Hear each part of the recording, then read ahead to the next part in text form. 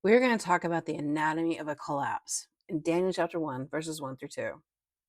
Imagine the sound of your own temple being stripped of its gold, not by thieves in the night, but by a superpower that God Himself invited in. Imagine the smell of smoke and the screams of a city that the thought of it was too holy to fall.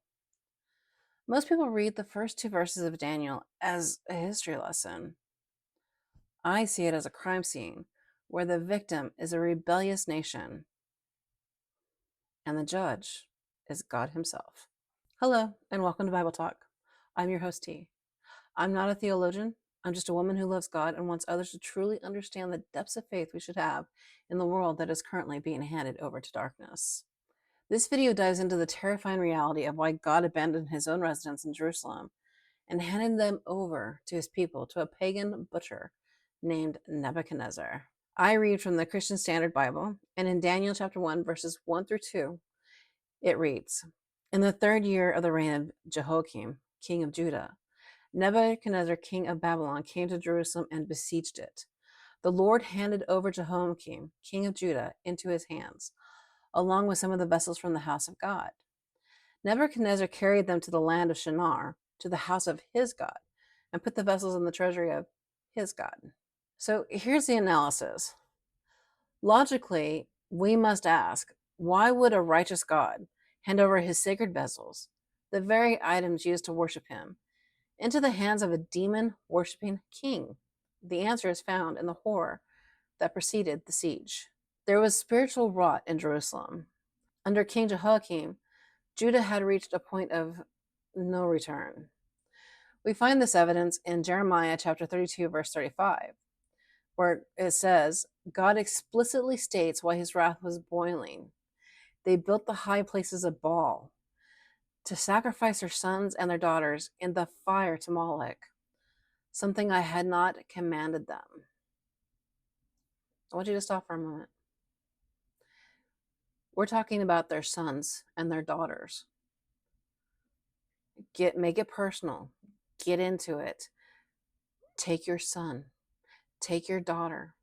Take the most precious gift you have that is living. Take your dogs. I don't care. Take your cats.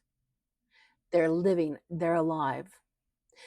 Throw them in the fire, burning alive, hearing their screams, hearing them beg to get out, whether they're crying because they're babies. That was worshiping Molech. That was worshiping Baal. Something God did not even command. That is demonic. Now, bring it back to what's happening now. We don't throw them in fire. No, we do something much worse. We destroy them and kill them in the womb, the most sacred place. It's supposed to be the safest. No, but that's where we kill them, in the womb. You got to keep that in mind when we start to understand more and more when we go through Daniel and Revelation, why things are happening to our nations. Even though we're godly, we have to pay the price for what we are allowing. Even if we're fighting it, it's still happening. God is still a just God. So now let's look at the emotional weight of Daniel. Imagine being a teenager like Daniel, seeing you're watching your leader burn babies alive in the valley of Hinnom. I don't know about you, but babies tend to cry when they're hurting. Imagine the screams, the horrific screams you would hear being burned alive.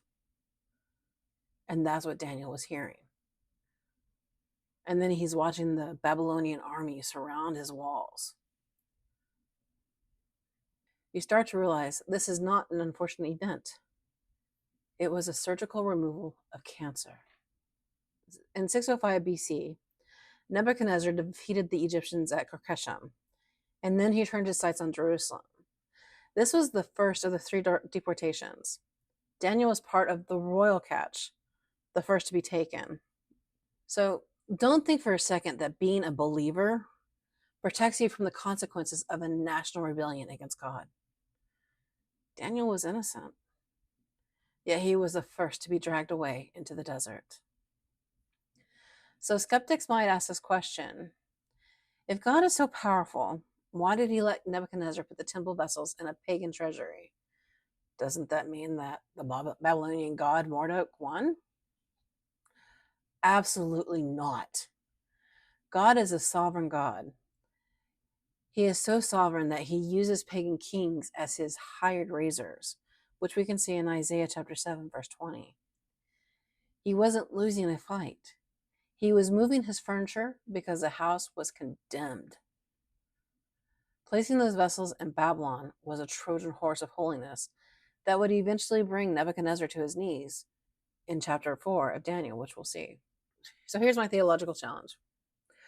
We must realize that judgment begins at the house of God, which we see in 1 Peter chapter 4, verse 17.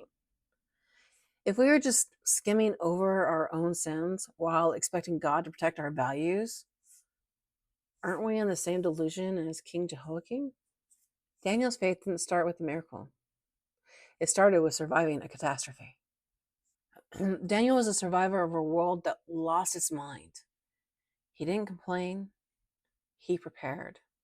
I want you to ponder 3 questions with yourself and with God to help you with keeping with the faith. These are not easy questions, but they are questions to help build your relationship with God in order to build your faith like Daniel's. Question number 1: are you prepared to stay faithful if God hands over all your comforts to your enemies? Question number 2: do you see the Molech sacrifices in our modern culture? And do you realize God is still just? And question 3: if your holy things were taken away today, would your faith remain? In conclusion, the loss of the temple was only the beginning. Next, we're going to see the selection and the horrific physical price Daniel had to pay just to enter the palace. When we dive into the next couple of verses and see the elite selection and the requirements for the king's service. I'll see you in the next video. Have a blessed day. Bye for now.